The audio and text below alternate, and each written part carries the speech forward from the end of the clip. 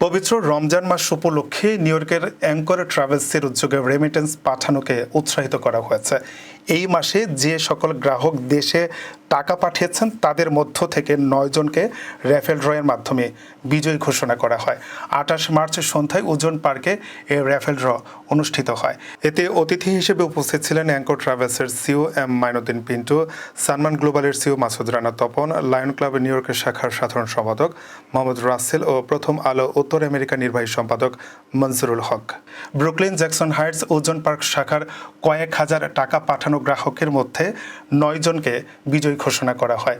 পরে দিনক্ষণ ঠিক করে বিজয়ীদের হাতে পুরস্কার তুলে দেওয়া হবে বলে জানানো হয়। এই সময় সানমান গ্লোবাল এক্সপ্রেসের এজেন্সি হিসেবে অ্যাঙ্কর ট্রাভেলস দেশে টাকা পাঠানোর ক্ষেত্রে অগ্রণী ভূমিকা পালন করছেন বলে জানান সংশ্লিষ্ট কর্তৃপক্ষ।